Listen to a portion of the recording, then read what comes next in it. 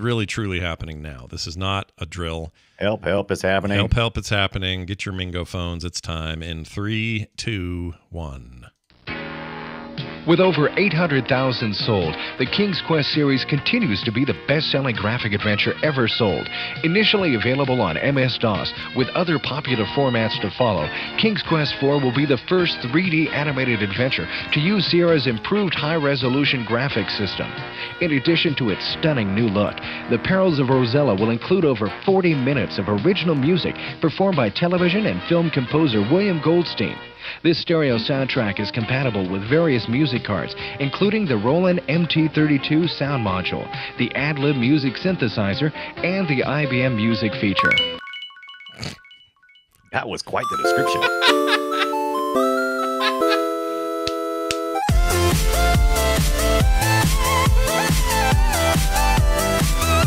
Hey everybody, welcome back to Play Retro. Yeah, that's right, you heard me. This is Play Retro. I'm your host, Scott Johnson, and you should try to click all my tiny little pixels. Oh, clicky, clicky. And I'm your other host, and I'm typing this into a text parser. You died. Sierra says, thank you for playing. Reload. No thanks. Yeah, go left. Nope, go north. Go north. Go northeast. Pick up spoon. You drowned. Eat spoon. Spoon. There's a lot to talk about today in our discussion of things you probably gleaned from that intro, that weird intro commercial thing. We're talking about King's Quest 1 through 7. Right. We're not going beyond that. There's a lot of stuff. There's a modern game in 2016 that not a lot of people know about, but we're not talking about there's so much more King's Quest than what we're going to discuss today. But yeah, you have to pick some kind of beginning and end, right? Mm-hmm. And find out why they called this the biggest adventure game ever created. The biggest. Whoa, Brian, whoa. All right, before we get to any of that, let's talk about a couple of quick things here. During our couple weeks back discussion of Castlevania, all things Castlevania, we failed to mention a game that I think in the modern sense people might really like. If you like the old stuff, you probably really like this. I mentioned a bunch of them, but I missed this one. Okay? And this is a game we reviewed back on the Boop Show forever ago, but it bears repeating. Great Metroidvania creature trainer turn-based combat game called Monster Sanctuary. And this is on Game Pass, PC, and Xbox, as well as cross saves for that. So if you have Game Pass on either platform, you're good. And if you jump between the two like I do all the time, then you'll be able to carry your saves back and forth. So that's pretty awesome. It's $20 and everything else. It might even be on sale right now, so it might be worth checking. Anyway, the point is, this is like Metroidvania in terms of its like level design and unlocking new areas and getting new skills to get to those areas and those sorts of things. But the combat and the minute-to-minute sort of fighting is kind of Pokemon, except better because your shit heals when you're done, and I can't stand the way Pokemon works. So you got like a little creature, and you got another little creature or whatever, and you poop those guys out during a fight, and they have different abilities, and they do a turn-based kind of JRPG Pokemon-style fight, and you improve those animals or those creatures with skills and perks and stuff as you level them, and that's the combat system in a game that is otherwise kind of a Metroidvania, and it's very cool. So it is way cool. It's also kind of pixel art. So if you're retro. into retro, you're probably gonna like Monster Sanctuary. Yeah, I would agree. It has the spirit. On Steam right now for on sale, $6.79. What a I'm gonna buy it again. I already own it, and I'm gonna just buy it again. Yeah, I might do that for $6. Are you kidding? This is normally $20. It's 66% off. I don't know when the sale ends. Right. That's stupid cheap. No, it's part of their It's and part of their spring sale. It's a lot of entertainment too. Oh yeah, I'm buying that game again just so I can have it there in case Game Pass ever implodes and I can't play it there anymore. I guess I gotta buy it there. They've got to keep pushing because PlayStation Plus is about to explode according to what. Look, I'm excited about it, except that it's not day and date new games, and we also have zero idea what those games are, and also that those three tiers are weird. The initial tier is the same as what it's always been. It's just PlayStation Plus like it is now. So that means 2 or 3 games a month that you can grab, and who knows what they'll be. The middle tier for $15, which should be the one most equivalent to Game Pass, because that's what Game Pass Ultimate costs, is what they are saying up to 400 games. That's the term.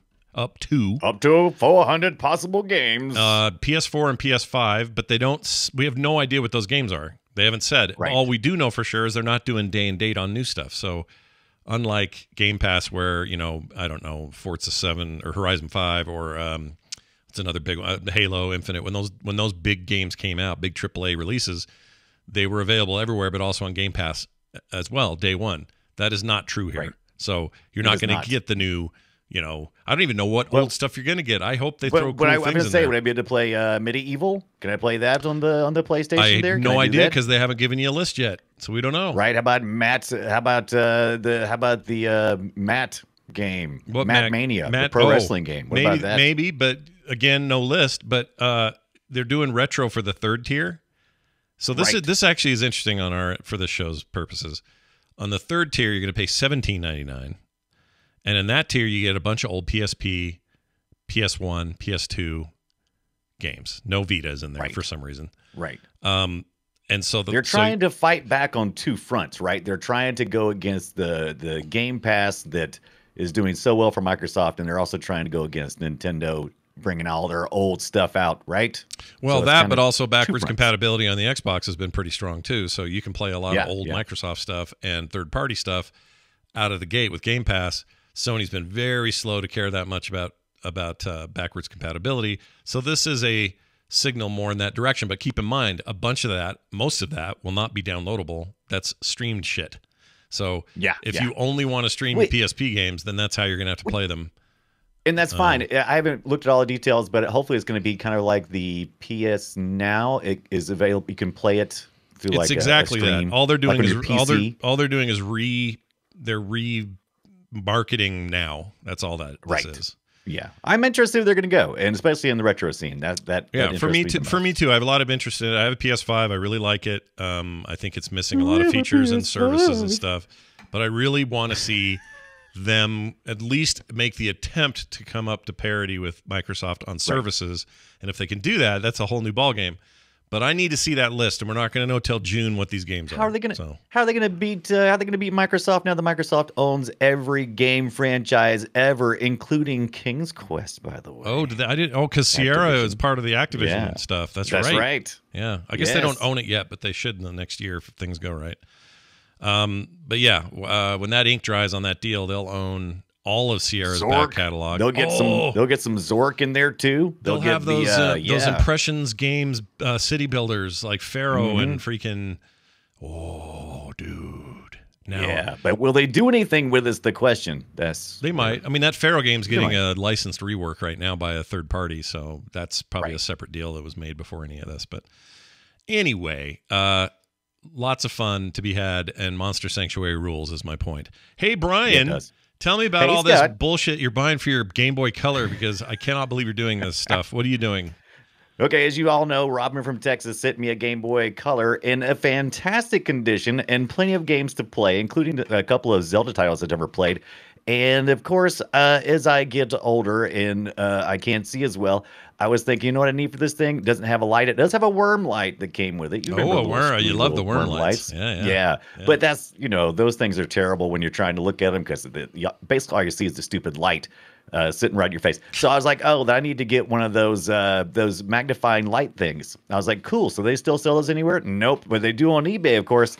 And so I remember like Mad Catz had some, remember some name brand stuff. Sure. Anyway, I ordered something called a survival kit. It's a Pelican Game Boy Color survival kit. And I'm holding this up to the camera right now. You may not be able to see it if you're just listening, but essentially it comes with a flip light, magnifier. It's that translucent purple that you would get. It has a data link cable so you can link up with your friends. It's got a charger, and it's just got all the stuff that you would imagine that you would need for that transforming Game Boy Color. Some 90s, early aughts bullshit right there in a bag. It is, but look at it. This is probably around circa 2005. So, it's getting on 15, 17 years that this was last out. This thing on eBay is brand new. In the box, in the package, never been opened, sealed up, really tight. And I kind of don't want to open it. You gotta keep it mint. It's a piece of trash. Back in the day, I would have been like, that's the low tier crap. I don't want that crap. Yeah. But the fact that it's almost 17 years old, and and even the blister pack, it's that hard plastic stuff is in perfect condition. It's not scratched up. It's not faded. It's just. It looks like you just picked it up today at some Best Buy or something.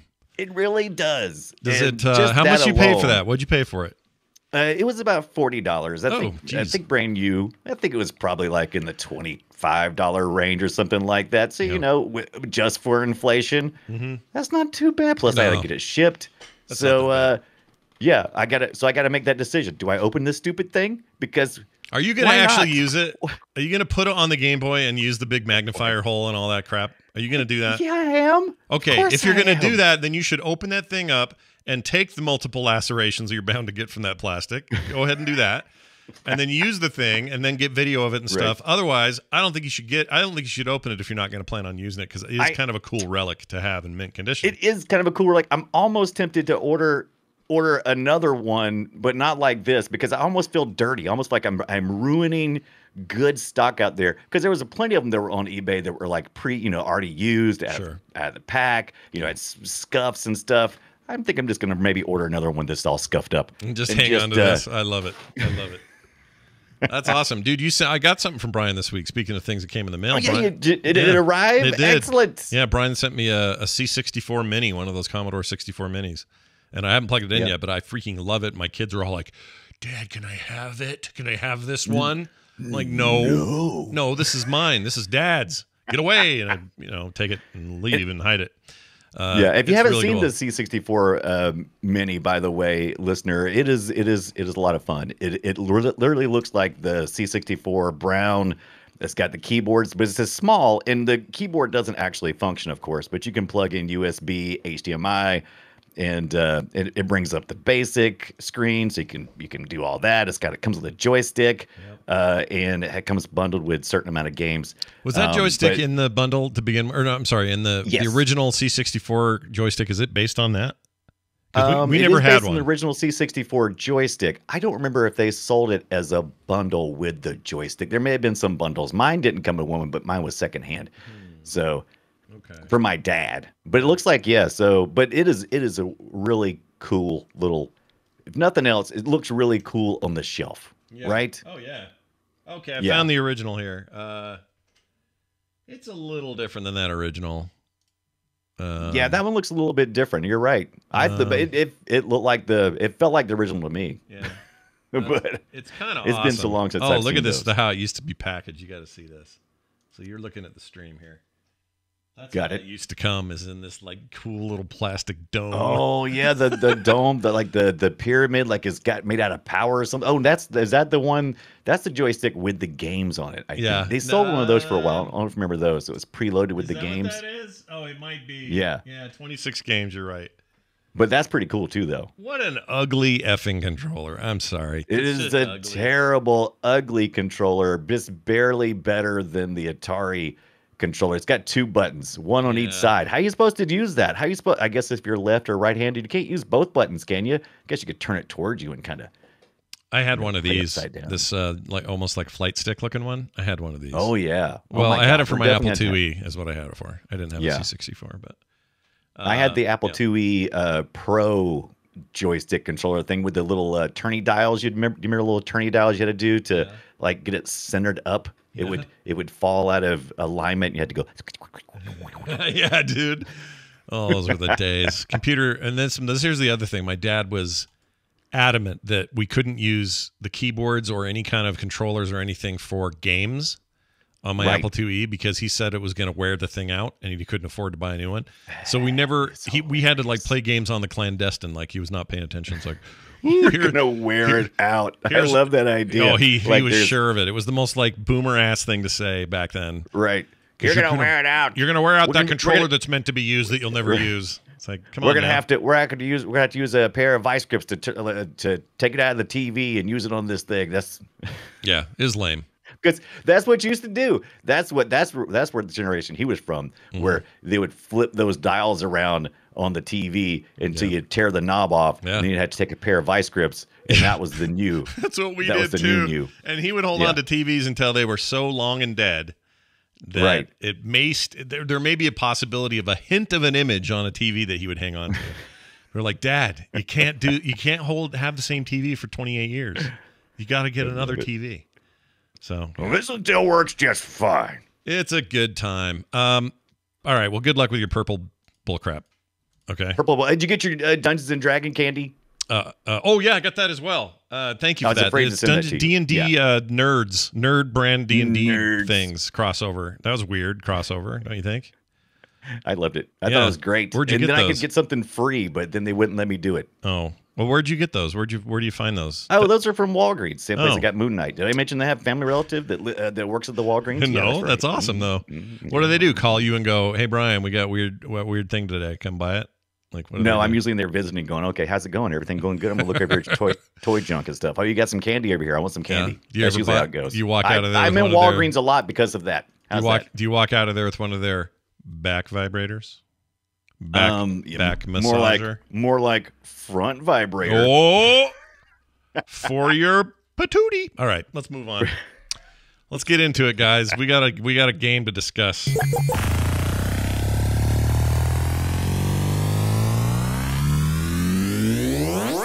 Shall we play a game?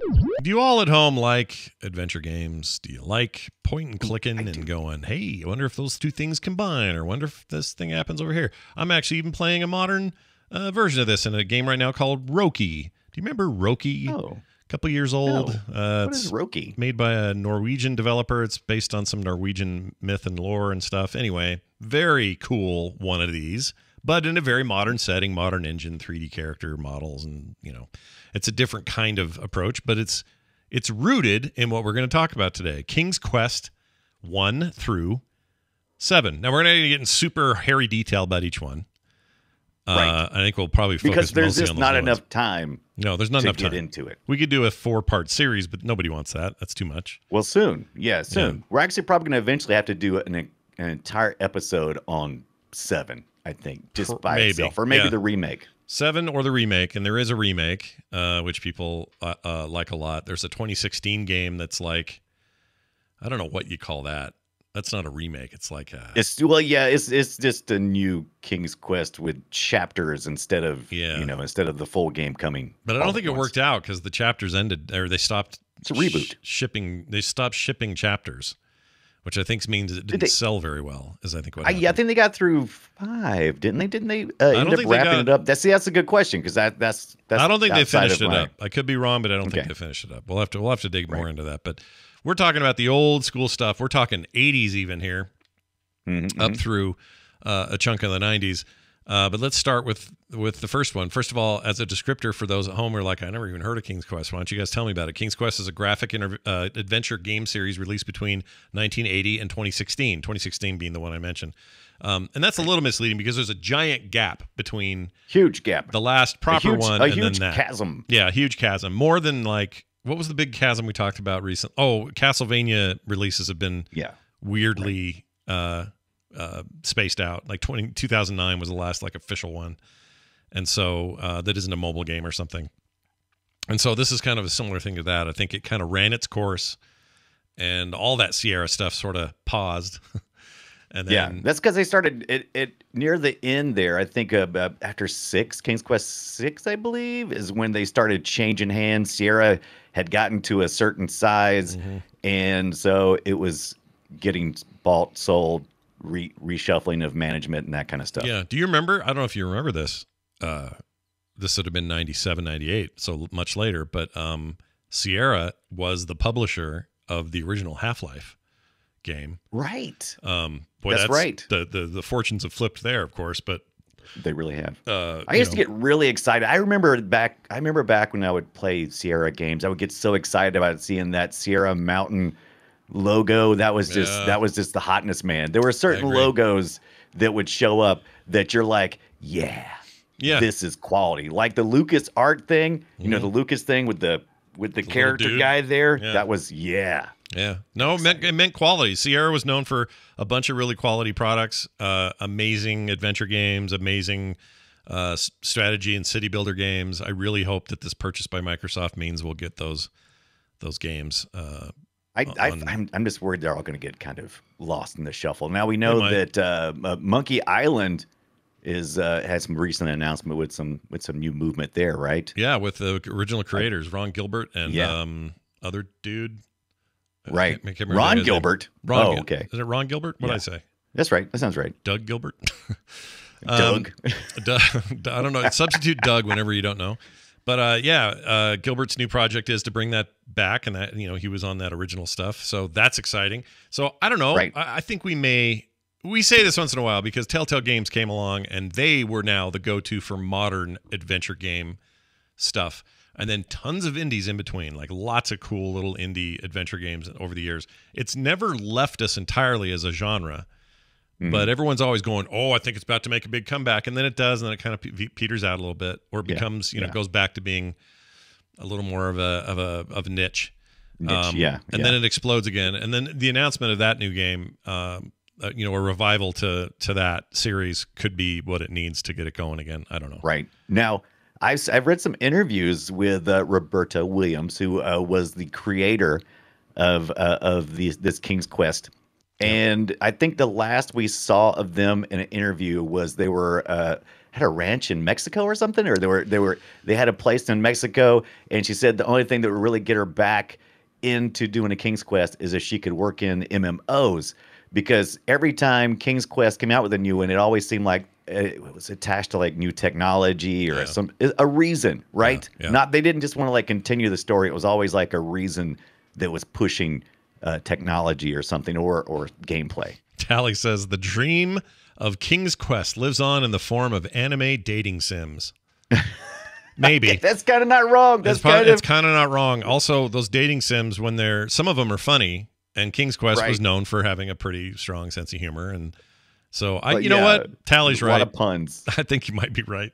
I mean, look, a lot of adventure game is that kind of negotiation of like discussion, like clicking on yes, that is what I want to do, and the guy saying, oh well, great, let's go, or saying no, I don't want to do that, and then he kills you with a sword or whatever. Like those decisions and choices, as we look at them now, they're much more graphical and big bold UI and all that. But back in the day, these were the early especially with the first King's Quest, 1984. It was made for the IBM PC Junior, right? That was I never had a chance to play that particular version, even through emulation. And my friend had that computer, and I think he had this game, but I never got invited to go. I guess I wasn't much of a friend. Oh, that is. Yeah, that not much of a friend at all. But it was unique because this is the first graphic adventure game that actually used animation and required you to move your character, your sprite, on screen to a location. So you didn't do much of the old games where you would do like you got to go north and then you'd go like Zork. You'll use Zork for example. It was pure text. That was it. Everything else was in your imagination, and you had to type go north, turn left, pick up sword, whatever. Yeah. This game was like still type those things, but this little dude will do what you told him to do. Yeah. You controlled him with the keyboard, so the go north, go directional stuff was pretty much was built in. Not important anymore. What was more important was what you saw on screen graphically when you arrived, because it was kind of laid out like it was 3D. Of course, it's not. You got a 2D sprite character that you can move behind things, by the way. That was kind of a big thing, being able to make the character move behind something, showing you that, oh, these objects are on layers, and you can be behind stuff. Those trees are shit, by the way. Look at those trees. They're really bad. I really kind of like I hate it. The tree. You know what? Did you ever see the Homestar Runner translation of this game? No, that I never saw. They kind of did like Homestar Runner did like this homage to this type, and that's what always reminds me of that kind of art. You definitely know the person who has created these graphics. Maybe not the best graphics creator, but also you got to consider what the equipment was. Yeah. Plus, it got the job done. It got the job done. You know what? I know what it was, because back then you didn't draw. There were no tablets with pens, and you didn't. That's not how this worked. You did it with like coordinates. You were like, all right, the black outline of this tree is X and then Z, and then okay, do it again, and then go longer, and then pull back, and like it was a manual shit process back then. It was really hard. It really was. hard. I mean, imagine trying to draw, rocks and trees and bushes. And right now on the screen, we got a bowl, and that's important to the story because you gotta, as you're progressing. By the way, this first game, the King's Quest One, it wasn't like the later ones where there was kind of a little bit of more linear type gameplay, where when you do this, then something else shows up. In this one, you could really fail right out. I mean, you could do something wrong and you would be in a no-win situation for the game. Yep. And you might not even realize that. It used to scare me. I remember playing this game in emulation years and years and years ago. So it's been a long time, but it used to scare me because it's otherwise kind of silent. It's mid-'80s. Yeah. Nobody had sound cards. It didn't exist yet. Right. Yeah, no sound cards until like, what was it? 3 or 4. So like the first couple of ones, nothing but the PC speaker to make horrible noises sounds at you. Yeah, so you'd go down there and you'd, like you just did, if you screwed something up, you'd hear or some kind of horrible discordant screech. It was the worst. But it used to scare me because I never saw that stuff coming until it was too late. Do you have that sound, by the way? Because that was just, I mean, if you've never experienced that, I don't think people understand this intro how music. Sparse. Listen to this. This is That's actually the intro music. Yeah, this is the intro music, which is okay. Was that green sleeves? Yeah, it's green sleeves for some reason. Yeah. So let me get another. It's very fantasy. He's gonna go talk to the king. He just dropped his hat. Okay, hold on. Yeah, it's really actually kind of hard to find sound. It really is because it doesn't happen constantly. Yeah, it's actually kind of impossible to be honest. So you're playing is in the first one you're playing. This is King's Quest. The first one, you're on a quest for the king to become king. You're Graham, and you've got to recover 3 items for the kingdom of Daventry to restore. Yeah. To restore the land and also become king. Have you ever met anyone named Graham that you trusted? Graham Cracker. I've never met anyone named Graham who I trusted. I'm saying this because I can't think of anybody I've ever met. The first name was Graham. And I knew a guy in high school, and he was not trustworthy. Is the problem? This guy. Okay, all right. Yeah. Well, was it with an E at the end? Because this Graham had like a very old English spelling to it originally. Oh, I don't even remember. Decided to. It was for me. It was like the Cracker, which I think was GHRAHM. Right. Whatever. So that's probably more like the '87 version that was out for a bunch of other machines other than the IBM PC Junior. Yeah, that's a good point. Yeah. But yeah, I never trust a guy named Graham. Never trust a guy named Graham. But Graham, he's getting work done though, man. That's what Graham does. The king says something, Graham gets to work. Graham gets to cracking. Yeah. He gets to graham crackers. Yeah. He gets but I had never played the first King's Quest. I kind of fiddled around. I think around 7. I think is when I had looked at the King's Quest series, and I didn't realize this was the first ones were text parsing, and it didn't have any mouse support either. At least not in the original releases. Not really. And so you would do your adventuring through. Navigating your character to a certain point on the screen, and then you would type in something like "look around." You do your little verb noun, open and cupboard, you get a little feedback, maybe pick up rock, that sort of thing. Yeah. Pick up rock, and so I was pleasantly surprised because I didn't play any animated text adventures like that text parser. I played like Quest Probe, the Marvel Quest Probe, which had Marvel. Yeah, that's not good. It turns out these years later, the Quest Probe stuff's kind of garbage. It's kind of garbage, but it was the first. It was the Incredible Hulk and those kind of stories. And this King's Quest was fantasy. And at that age, for me, during the mid '80s, I was fantasy curious at movies, but it felt like it was a little more like '70s to me. Yeah, and so I wasn't really that much. I was more into the sci-fi stuff. Yeah, so same. I played a little. Yeah. Space later Space Quest stuff is what I was playing, and then those. Oh, you got the Quest Probe. Yeah, stuff I brought up I brought up a little bit of the Spider-Man adventure, which is and that's just like those kind of games. They had no animation. It was just drawing of the graphical interface. Oh, Spider-Man just climbed upside down. Yeah, on that wall. He's on the ceiling now, and on the ceiling, there's baby barf or something on the floor there. I don't know what that is. But he barf dithering. This is funny because I got that Spider-Man Miles Morales remaster of the first game, and then the Miles Morales PS5 game combo that's usually $70. I got it on sale this week for like 40 something. Yeah, did it come with Quest Pro Spider-Man? Did it? No, but I've been playing it, and it just makes me laugh how far we've come from this. How is this a game? Oh my gosh, it just looks really hard to play. Yeah, but, and that's one of the biggest complaints people have who go back and play King's Quest 1. If you didn't grow up on those text parser type games, it may be so foreign and odd to you that it will just seem like this is dumb. Yeah. But I think it's beautiful and fantastic. Yeah. It's a thing. I mean, look, you can't deny the impact that this had. And more importantly, we don't have Space Quest without King's Quest. I loved all the Space Quest games I played. I didn't play them all, but I loved them. Loved them. They were goofy as hell. The troll. Oh yeah, that was good. That troll thing's great. I love that. Yeah, I love it. Great. These are things Brian's pointing out on the screen, listeners at home. I realize. Yeah. I apologize. Right now, Graham is crossing a bridge. By the way, if you got to envision what King's Quest is, King's Quest is, like 8 colors or something like that. So it's all if you're lucky. Real.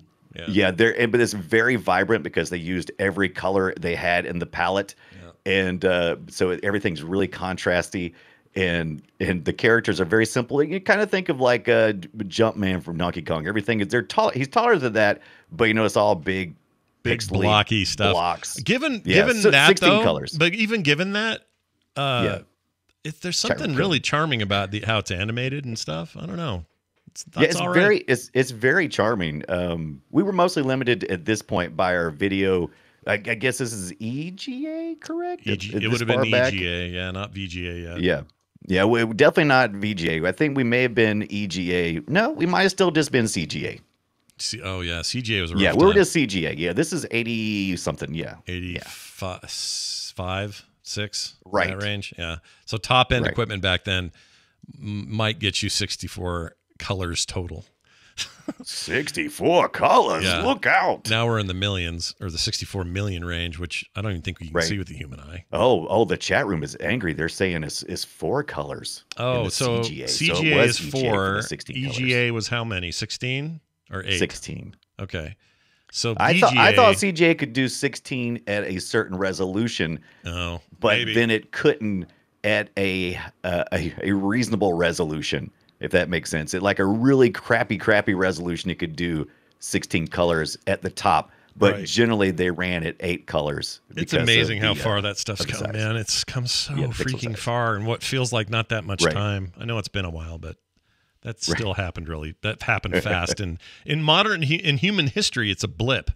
Like we got from CGA to where we are now, freaking 5K backlit, OLED, individually lit, little balls of light on a big wide 38-inch nightmare screen for $200. Like what have we even done? How have we done it? And what we're doing and I don't know how you played your King's Quest, but I played it on my nice big 4K monitor, and and it looks sweet. All 16 of those colors look very sweet. All 16 of them in King's Quest. But you could tell I love Graham's.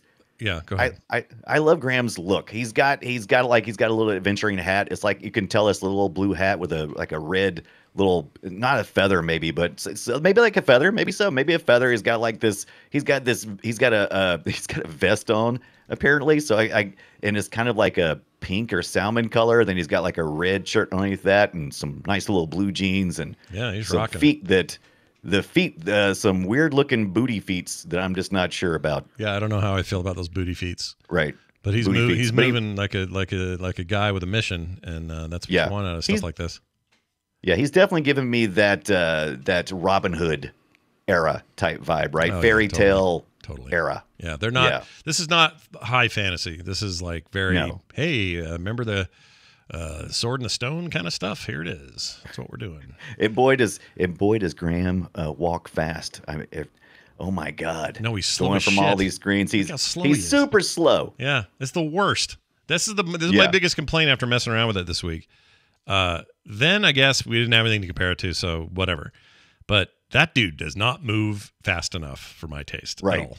It's kind of funny because he moves about the same speed as Jumpman and Donkey Kong, but Jumpman is bouncing the whole time, and this guy's he bounces too, but it just seems like it takes forever. Wow, you fast forward it all the way to the end. He's fighting the giant. Spoiler. Yeah, you got to fight a giant. Fights a giant. Yeah, don't worry.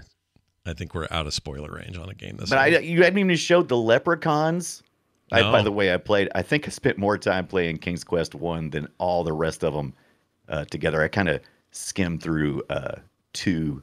I hit a little bit of 3 for I only watched video. 3 takes a turn. I played a little 1 and then watched video for everything else. Oh yeah, then you really missed out. That's too bad. Look, I've got. Okay, let me put it this way. Sometimes we'll talk about a thing. We talked about Metroid, and then I dove hard into Metroid Fusion, and I couldn't stop. I'm still playing it. Love it. Love it. Love it. Love it. Couldn't stop. Show ended. Didn't care. Was going to go play more of it. In this case, I am not really driven. What King's Quest and digging into this for the show did for me is it made me want to grab a bunch of modern games, adventure games that are based, that use a lot of these same evolved sensibilities, mechanics, whatever, and play those. That's what it did for me. It did not make me. Right. It made me appreciate this and go, oh man, I'm so glad that we're in a world where King's Quest existed. I'm so glad this broke so many rules and introduced so many new ideas, and it's such a creative effort, especially with a small team. It's like amazing. It's like her and her husband or something. It was like nobody. Yeah. It was when it started out anyway, especially the first one. It was Roberta Williams and Bill Williams, and but then they did eventually have a staff because I think it was this whole thing because this got licensed for the IBM PC Junior based on some other work they had done. Yeah. And so they ended up getting a programming staff and some people. Roberta Williams, absolutely the biggest part developer director of this, but she had help, I think the budget was like $700,000 for the first one. Golly, that's a lot of money. That's a lot of money for back then. Early 80s, right? For a game project. That and took like 16 months or something. So it's pretty freaking amazing what they got done. No, I agree. I totally agree. And they founded Sierra and made a shit ton of money when they sold it, and good for them. Right. That's how you have your ranch in Mexico. It was Ken Williams, right? Was it Ken Williams or Ben Williams? I forget. But they were in that thing, that documentary we saw. High Score, was it? Is that what that was called? I think it is High Score. Roberta Williams, and I thought it was Bill now. Now maybe I'm getting it wrong. He was a programmer for IBM. And they were married, and he brought home, I remember this from the documentary, he brought home like a terminal to hook up to the IBM mainframe, and she got to play Colossal Cave Adventure, which is a huge game if you're not familiar with that one. That is all text. That's no graphics at all. Yeah. That's a text adventure right there. And she loved the difficulty of it because it was brutal. Brutal. Yeah. And they put that in here, the puzzles and stuff in this game, and the probability of dying was is high. Really high. Yeah, very high. You can bork yourself in this game a lot, and there's no save states, right? You're just screwed. It's according. I think so this kind of progressed from the PC Junior, and then as it got released, they had a couple of revisions that went along. And I think, yes, eventually you could save, and I think there was even some menuing system. I couldn't get the absolute original experience that I was trying to read about. I couldn't do it. So yeah. I'm not 100% sure on that. Okay. I didn't dig that deep. Yeah, well, look, dig deep. These things have endless holes to dig, and sometimes we can't dig that deep.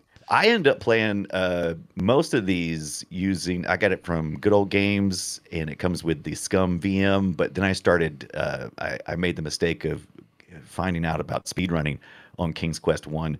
And they suggest you use the DOSBox version because then you could unlimit the CPU cycles, and then you could do these things called zips, where you could literally, put the game in the fastest speed. We talked about how slow it was earlier. There was an ability in the later revisions, and maybe even all the way back to the original revision, where you could adjust the speed to go faster, and you could set it to fast, and the character would literally just, because of the CPU matching the game speed, you just fly around. You just flip zip around yeah. And so people have figured out a way to do that, and I think I can't remember the time on it is it's insane how fast people can run this thing. I'd like under minutes. Oh, really? I want to see. I actually wouldn't mind watching some speed runs of this.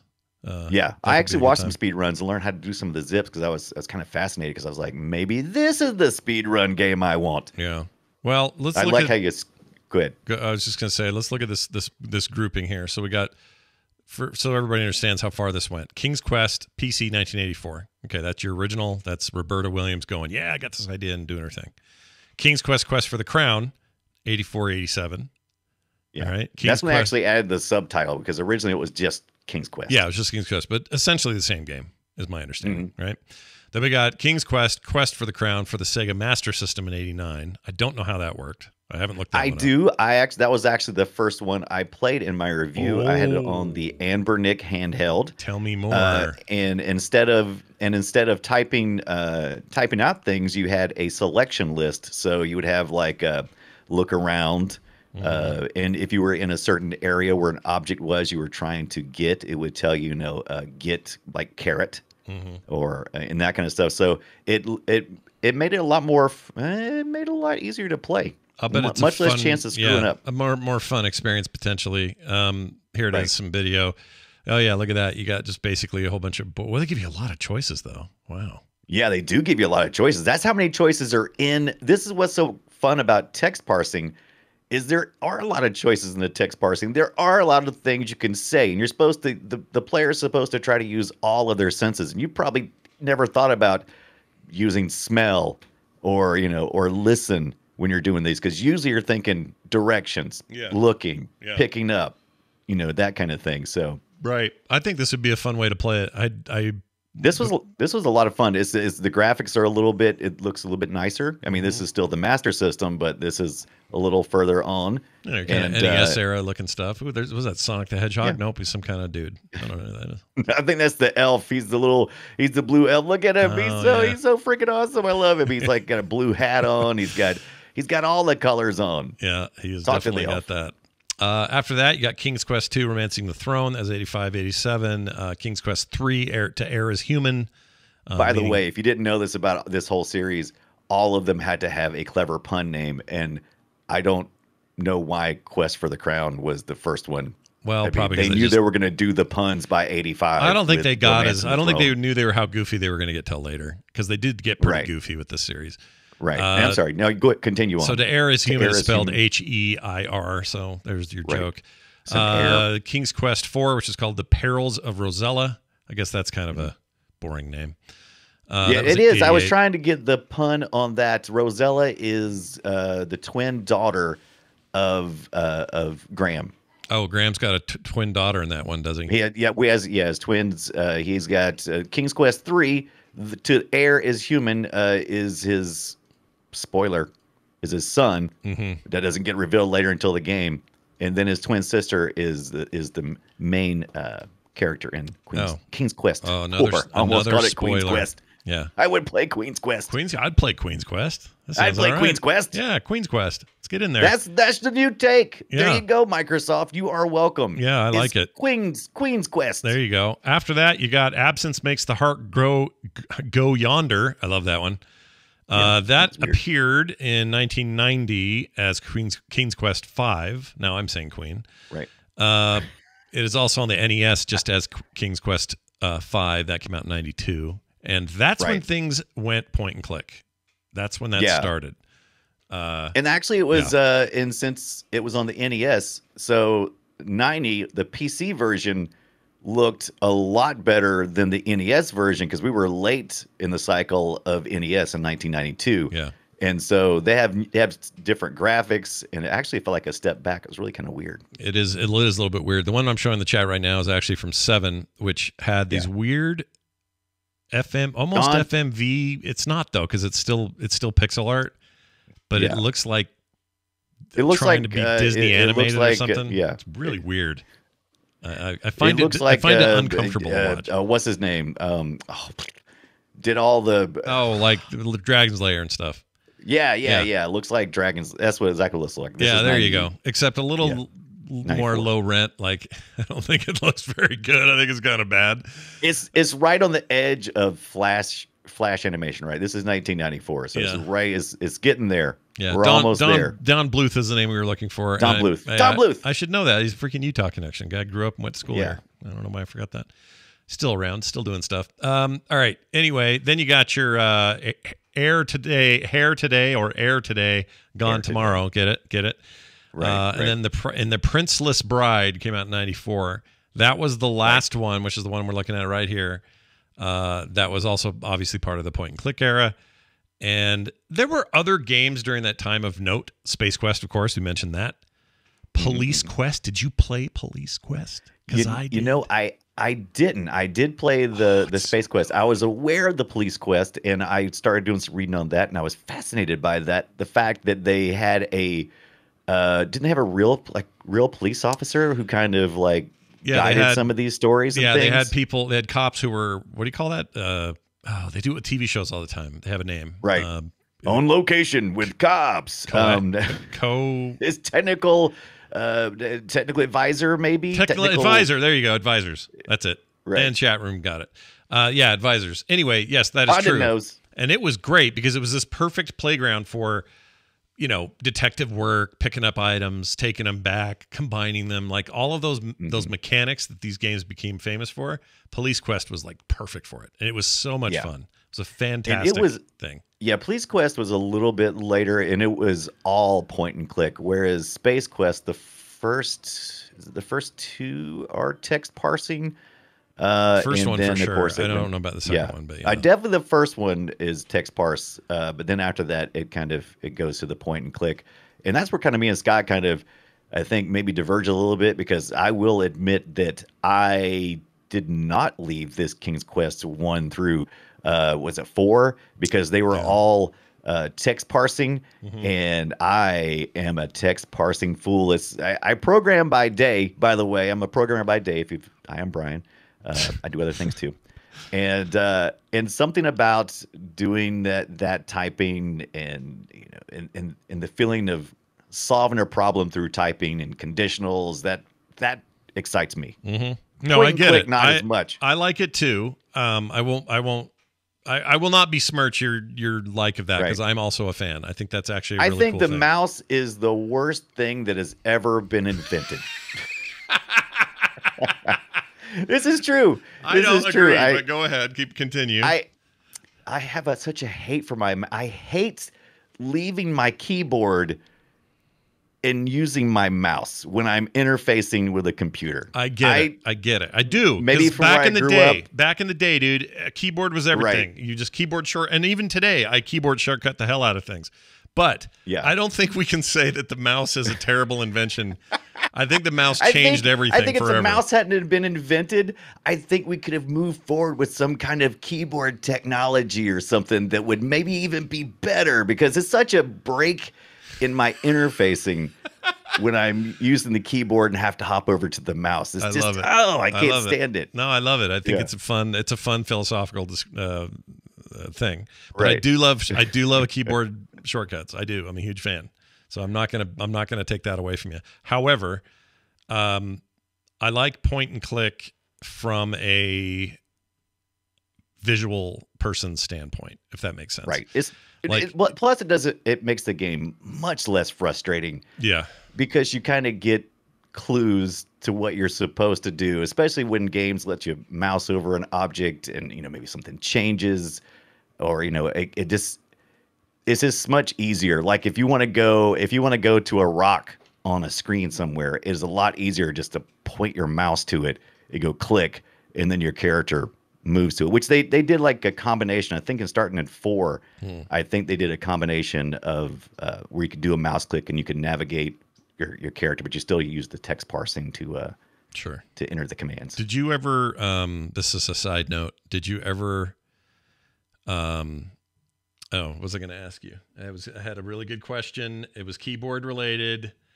Oh, the keyboard related. Now, one thing that is keyboard related, while you're trying to think of that, damn it! I really wish I could have gotten the IBM PC Junior original version of this game. Yeah. Because one of the versions had a keyboard overlay for like the shortcuts cool. and stuff. And it was like it had like the artwork kind of from the game with these bold colors. And I'm like, oh, that would have been sweet. That reminds me of how in television the games were, because remember those cards you'd put on top of the controller and it would change what all the buttons did because whatever art you had. Yeah, we got to talk about that weird console. I miss keyboard overlays.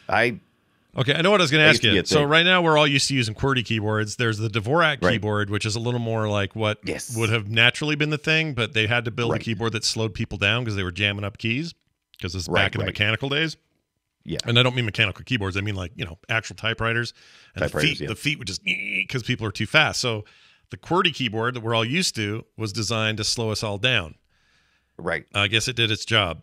I'm still pretty fast with it, but nowadays where we don't have to worry about tangling shit up, have you ever tried a Dvorak keyboard? And has that worked for you? I have been so tempted, but I have never tried one. It would kill me. I'd get too much muscle memory. How would I do it? Yeah. It would definitely be a long progress of learning, because there's just no way. Because I feel like I do pretty good on a QWERTY. So yeah, I do too. I think everybody kind of does, but I guess I'm jealous of people. Maybe some kids grew up homeschool or something, and some dad forced them to do a Dvorak keyboard, because those people are fast. Yes, fast. That's what these speedrunners are like, because they're like all shortcut key and stuff. It's like they're adjusting the speeds, because certain parts of the game you can't zip, because if you zip you'll die like immediately. So you have to slow the speed down, then increase the speed, so you can get to certain parts of it. And it's fun watching those people do those speed runs and try to figure out the exact almost pixel location on the freaking screen to where to zip to next. Yeah. It's a lot of fun. Pretty crazy. Now, go ahead. It is crazy. But King's Quest, the puzzles and stuff, I love trying to figure out the puzzles, because they are, with all the old shit we played so far in Brutal. 14 episodes. Rank King's Quest. Tell me where it's at. Do you like it? As far as I want to go back and play it a million times, or is closest to my heart. Yeah, I the wouldn't thing say you enjoyed the most, maybe. I don't know. I would say it probably falls after our. Probably going to go Castlevania, Metroid. I know I'm forgetting another one. Phantasy Star. Oh yeah, you loved Phantasy Star 4. You played the hell out of that. Yeah, and then this. So it's pretty far up there. So far, what have we done so far? For me, not that this matters. I don't know why. Of course it matters. I loved our first episode about Joust. I have a lot of deep feelings about Joust. I think the Donkey Kong arcade stuff was really fun. That was fun. And the deep dive into NHL 94 for some reason sticks out in my head, just because it's such a weird specific thing that we talked about. And then I'll admit, I really like talking about, I love Metroid and Castlevania, but I really like talking about Bomberman. That's funny. I was going to say, the only other one that kind of intrigued me that I never really visited was Bomberman, but I don't see me doing a deep dive, whereas I feel like I am going to need to finish.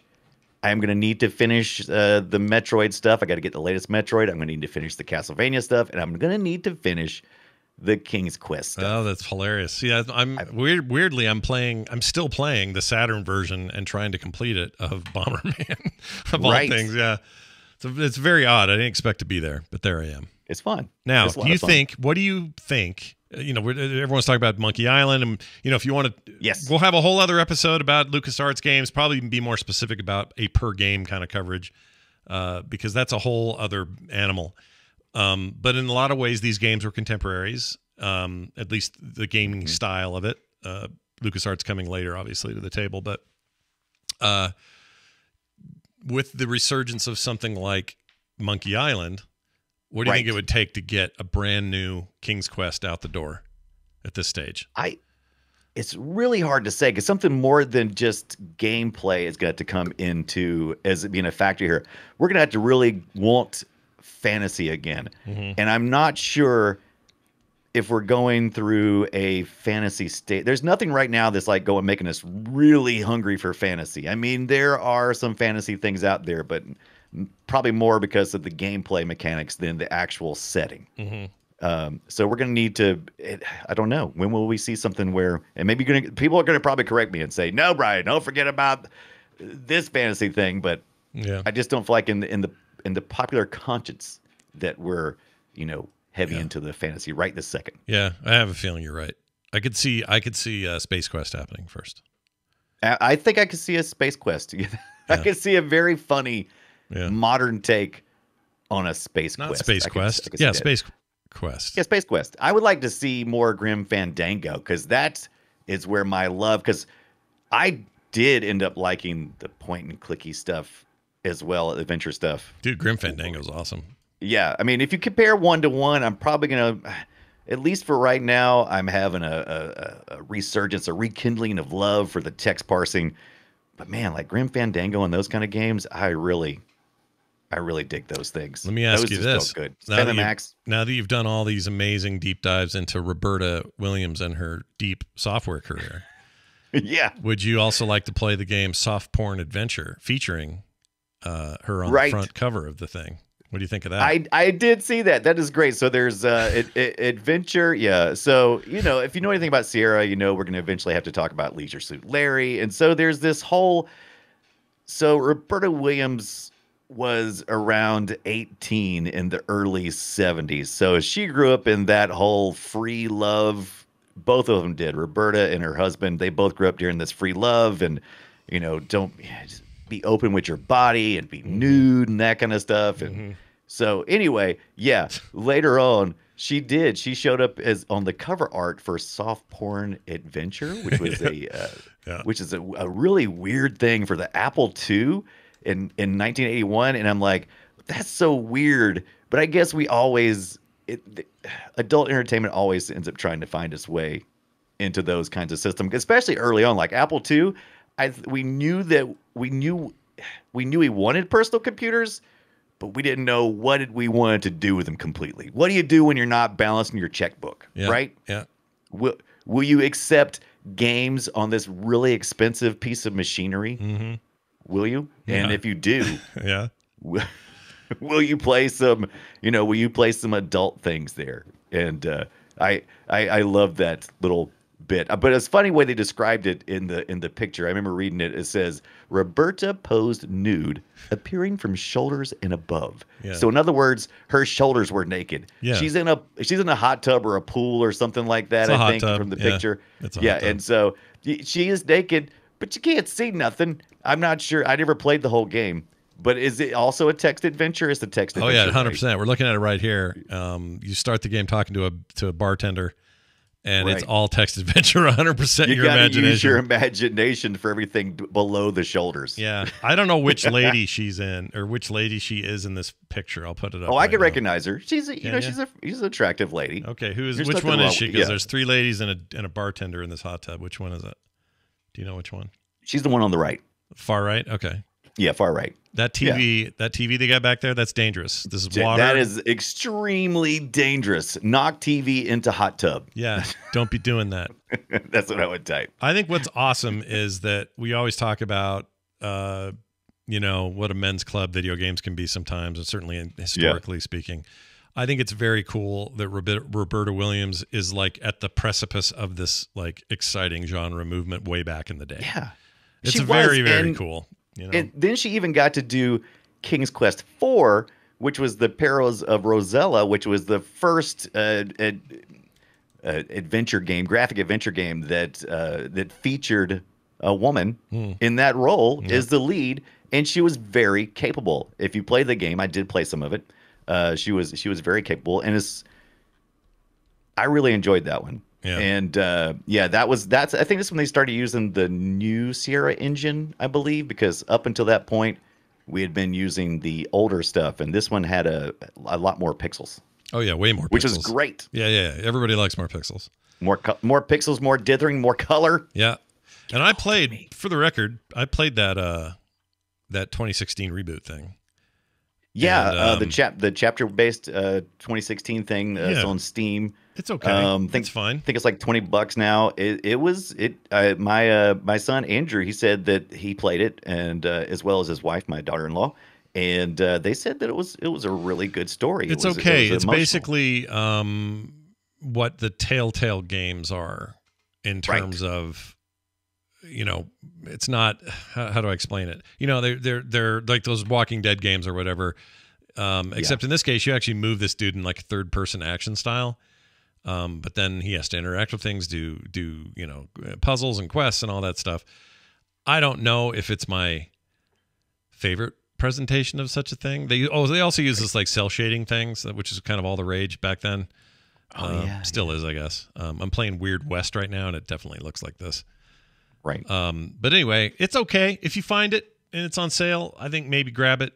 I don't know that and it did that looks well. like in the scene they're showing now looks like they're taking a lot of stuff from the old King's Quest storyline, because that was like Graham. He was telling a story, showing through the mirror, the magic mirror, which plays a big part in the series. And Graham was coming out of the well, which is in the first one. I think he's Graham, right? Isn't this old dude Graham? And he's got his old hat. It might be. Yeah. He's holding the hat and he's talking to a kid. So I'm assuming probably. Yeah, so he's telling the old tales, and then you go play those tales. Is what happened, if I remember it right. It's been 7 years, so who knows? But yeah, did you get to the well puzzle? Did you figure out how to dive into the well? No. I had to have Bombats. Well, I don't remember if I did. Gave me some help while I was streaming, because I had all the backseat driving when I was streaming that this week. I was like, look, I got to make my way through all of these. Yeah. You give me all the tips and recommendations you want. Yeah. Lay it on me. And they did. Yeah. I'd like to hear what Roberta Williams thinks of this reboot thing. I'd just be curious what her take is. She didn't. She wasn't really involved with it. I think that's right. But if she saw it or played it or anything, I just love to know what she thought. I know. Like I said, the last I heard, they were in Mexico, probably making another Leisure Suit Larry. I don't know. By the way, did you know that the guy who did Leisure Suit Larry, did you know that Al Lowe, he created the music for King's Quest 2? No, I did not know that.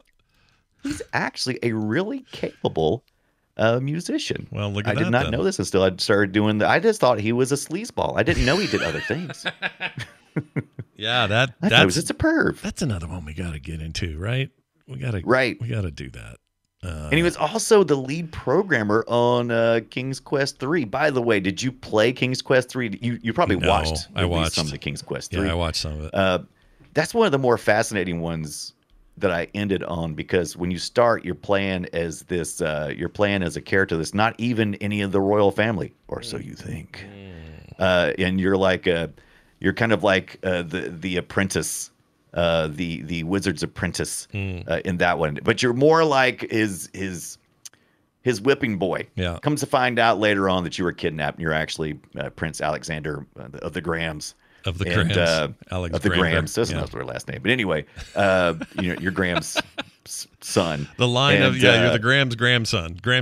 Yeah, grandson. Yeah. So that one fascinated me, because it started using these time mechanics, and I couldn't get my mind around it, because the first two were pretty much, gameplay wise, were pretty close, similar, saying they made sense. 3 totally took a turn. There's these time things where the evil wizard Manamanam, his name is Mananan. Anyway, Mananan. He has this. He only leaves if he'll tell you, I'm leaving the house, and then you have to go do some adventuring, and then you gotta hightail it back, because there's I think every 15 minutes or something like that.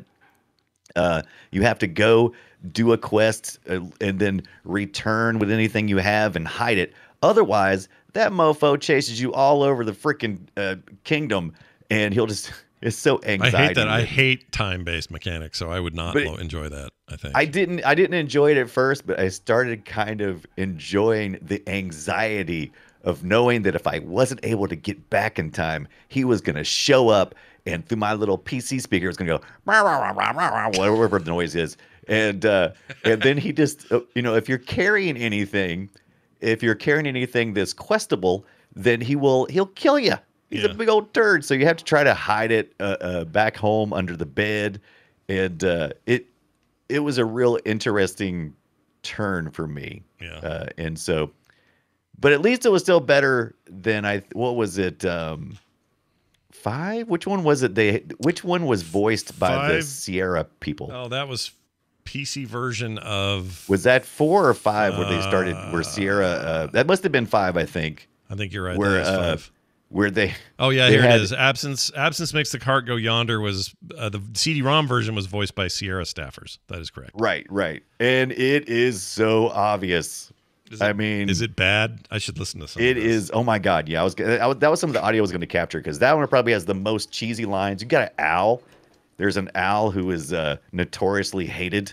Yeah. And he like guides you along the way. Let's see if I can find it. He's such a turd. King's Quest 5 CD version, full voice narrator. Here we go. Check it out. Wait. Okay. I want to hear this narrator. Sure to check your inventory if you decide to skip. It's already bad. Skip. Okay. We're skipping ahead here. Here we go. You'll get some Cedric the Owl here very soon, I'm sure. Who's this guy? He's a talker. Let's skip ahead. Okay, here we go. Oh, now we're in the credits. Hold on. Yeah. Okay, here's the owl.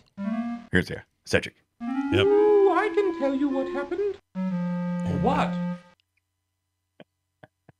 Are you kidding? Are you gonna talk again? Ooh, I know what happened to your castle.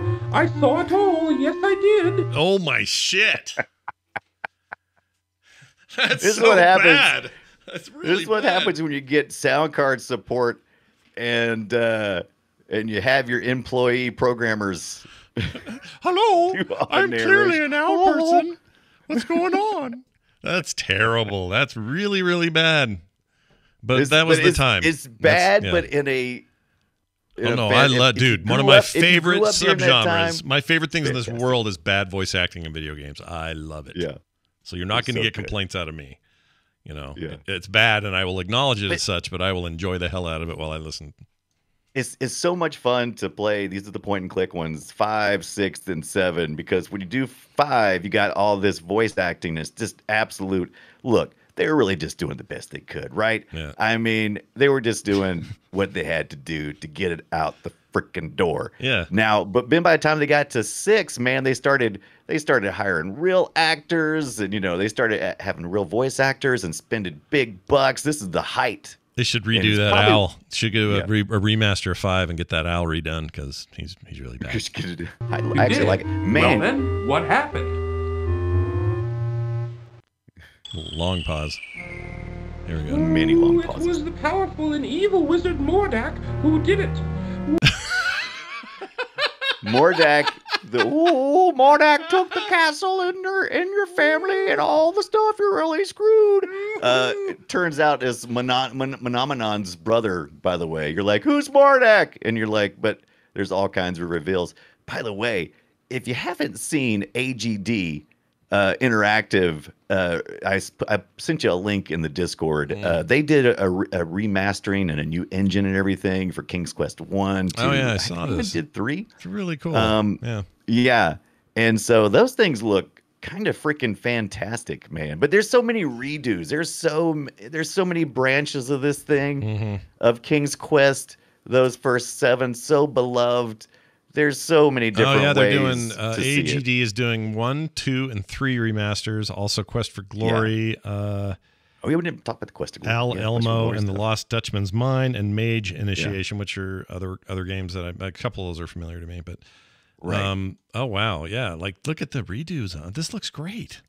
Yeah. Oh, those look so good. I would love and use Cedric though. But I don't know. I don't think I want Cedric in any other form than a terrible, oh, I'm an owl. Oh, check it out. Owls talk. This is some real bullshit.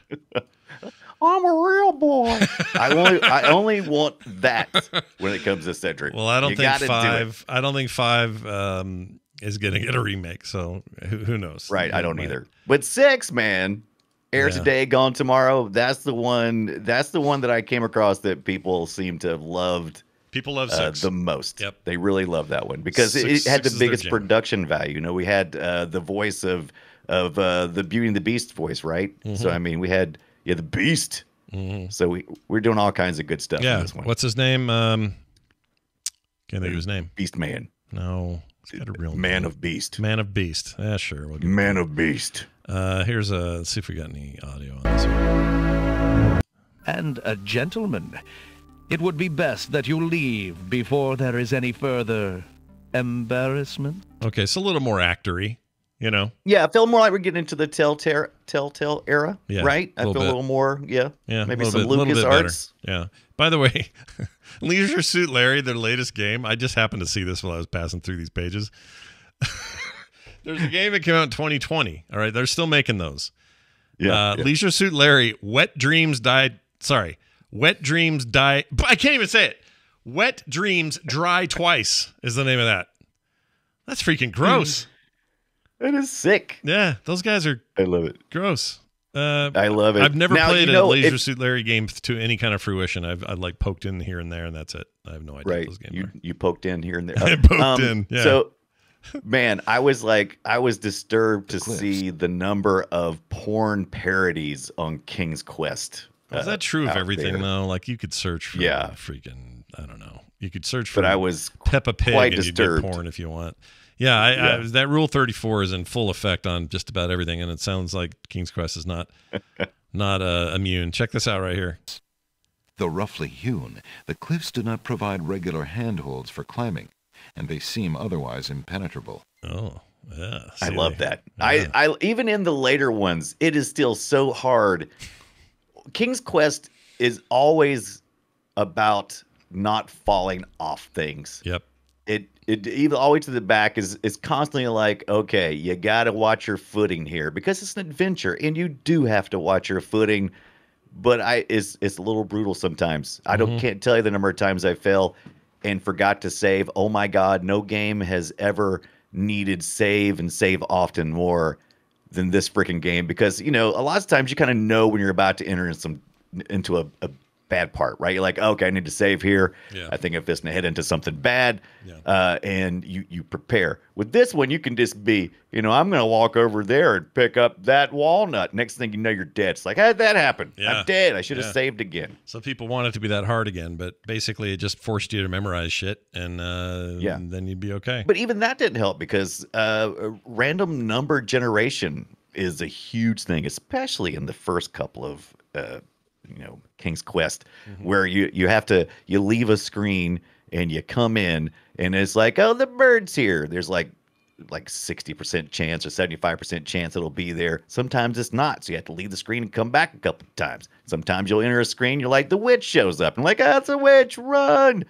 And so there's all kinds of just randomness in this game that seems almost at first like poor planning. Yeah. But in the end, you're like, yeah, I think this was, if nothing else, it was at least one of those things in gaming where it's like, oh, there's a problem here for the player. Should we fix it, or should we just let it be?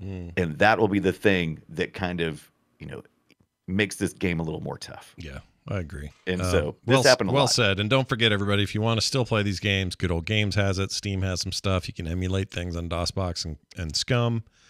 And who knows? And that 2016 series is still out there. I don't know if they finished it. That's easy to grab. Yeah. Good Old Games has 1 through 3 for like $5, and then I think 4 through 6.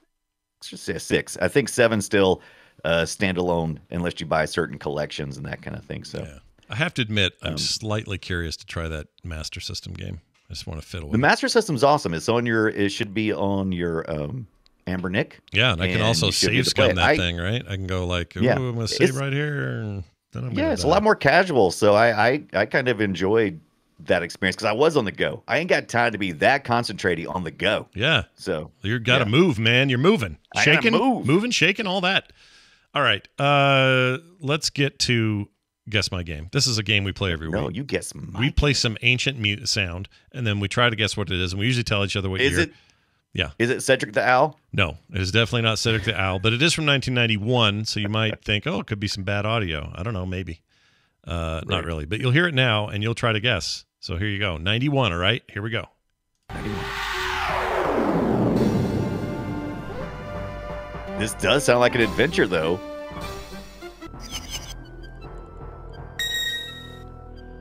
Is this Space Quest or something? Oh, damn it, you got it. Space Quest. Yes! I recognize I thought I would I've throw played you. King's Quest all Now week. where am I? You wonder aloud to non-existent auditory organs? I thought maybe I would throw you off because we just talked about all this stuff, and then you would look. That was a good try. I should have. No, you did good. You did exactly I apologize. what you're supposed I should to have made do. it more dramatic. I should have drawn it out more. No, you don't. No apology. You did what you're Right. supposed to do. So you did good. All right, well God, done. I heard so much of that this week. I think I know all of that freaking audio and all those voice actors now. Well, that's what I've done. Is I didn't think about this, but all your research that we did this week would have been a lot of hearing primed that. for it. Yeah. So you just knew it the second you heard it. All right, yours is from '92. Yeah, and the question's going to be, will I remember what it was that, that you gave me? that I gave you? Oh, no. Yeah. Play it and let me see if I can recall. All right, let me clear my palate with this Capcom sound. That's nice. Konami did something too, didn't they? Didn't they make the NES version? I know that's not Capcom. Oh, I don't know. Konami did the NES version of the King's Quest. Of Queen's, I didn't know that. They did the conversion on that. That's crazy. All right, here you go. This is Brian's audio. Let's see if I can guess. Okay, it's a fart. No, it's a chord. X-Men. Oh. Hey, I think this might be the X-Men arcade 4-player game. Is that what this is? This has been the worst. It's been the most successful Guess My Games. How did I leave that in? I pulled a Scott Johnson. That's usually something you do. Yeah, that is something. Oh, I know why. Because I forgot. I know why I did it now. Dadgummit. Well, I know why you did it. Because this is like a preview of what we're doing next week. That's why you did it. It is. Yeah. It is. But I use FFmpeg to trim the audio. Yeah. And I made a mental note to start at 11 seconds past the X-Men thing. Oh. Obviously, Yeah. I didn't put the buffer in there. Nope. I should have went back and checked. You definitely did not, but that's okay. I think it just makes us both winners this week. So Winners! Well done, everybody. Oh, I forgot to play the thing for it. So there that Destroy is. it. I have a damn bumper for that, and I forgot to play it. All right, and it's definitely not Choplifter Chat. Keep trying. All right, let's move on to... Ooh, we got one of these. Welcome to the treasure room. A couple of these. Emails, they come to us at playretroshow@gmail.com. This one's from Gabe. He says, hi, I own Valve Software and Steam. No, it's not that Gabe. Different Gabe. Hi, Gabe. Hi, guys. My name is Gabe, and I love the show. Do you think you guys could do a show on Mario? Good luck, Gabe.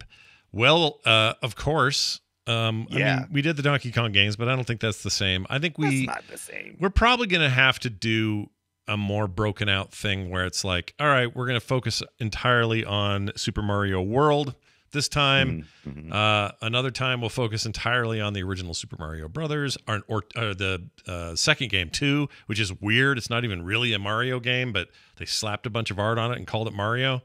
Right. Like they all deserve their own thing I want to coverage. do, because we always try to take an angle at this, because there's so much stuff about talking about Mario, but we got it. We love Mario so much. There's got to be a Mario show. But there's just no way we get it all in one. So it'll be a per game thing probably, or a number of games grouped together. But yes, I guarantee you, we don't even exist without doing that at some point. So hang in there. That's great. Thanks, Gabe. Send me my Steam my Steam Deck. Yeah, get him a Steam Deck, Gabe. Yeah. Me too, Gabe. Get us both Steam Decks, Gabe. I once again did not get emails for this round, so I guess I'm not on their list until third quarter. I don't know. And by then, do I even want one by then? I don't know. Do I? I don't know. It's getting really hot reviews in the retro scene. The retro players are kind of liking it. Yeah, the retro scene for it is pretty strong, which is what my first thought was when I heard about it. I was like, ooh, is this going to be the ultimate freaking retro box? It might be. I think it is. Anyway. Yo, my peeps, says Steve. Sure you're all aware, or I'm sure you're all aware, but there are a ton of great new games out for the NES that can actually be played on a real NES hardware or emulated. I highly suggest these three if you're interested. The first two you can actually order on a physical cart. Witch and Whiz. Okay, that's one. Witch and Whiz. Okay. I never heard of that, but I'm looking it up. It's a witch and a wizard is short for wizard, right? Yep, you would be correct. It looks like it's a side-scrolling. I like this. It looks...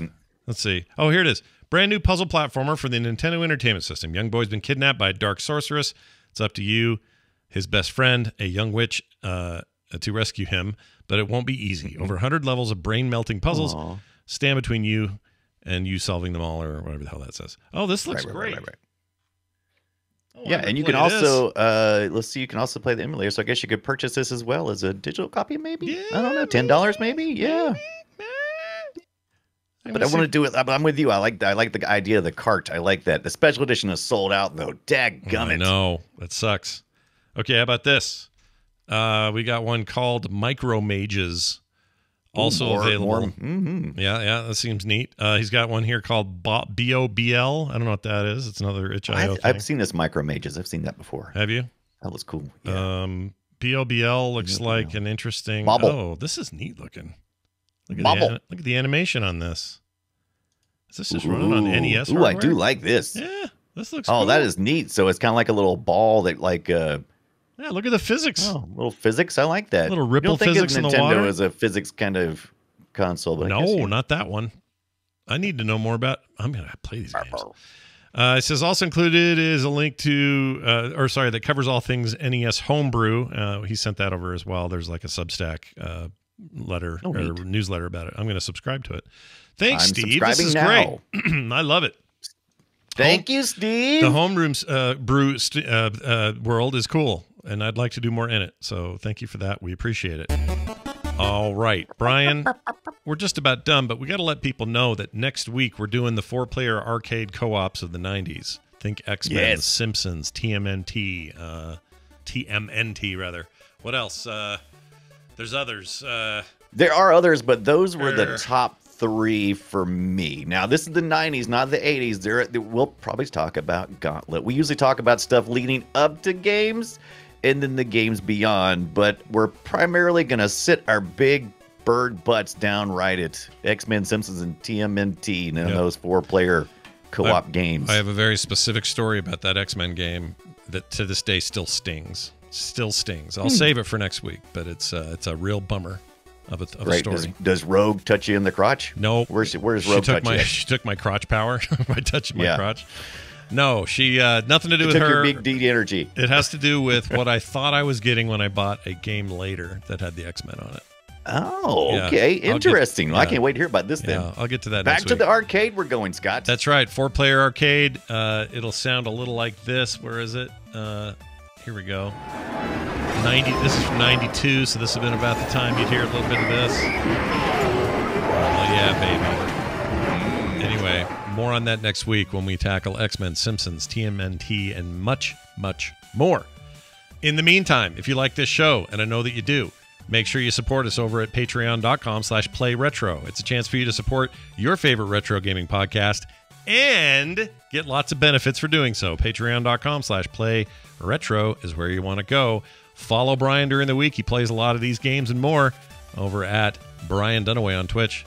You can find me at Frog Pants, where we do a lot of other shows, as well as any game streams I do. I also do there as well.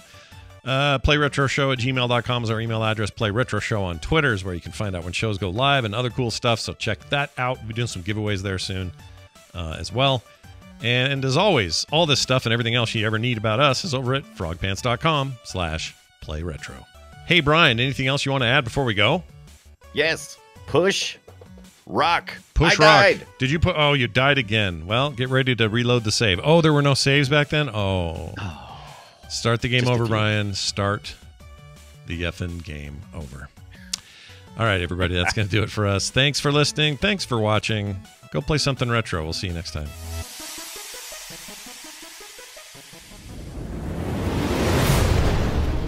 This show is part of the Frog Pants Network. Yes. Get more at frogpants.com.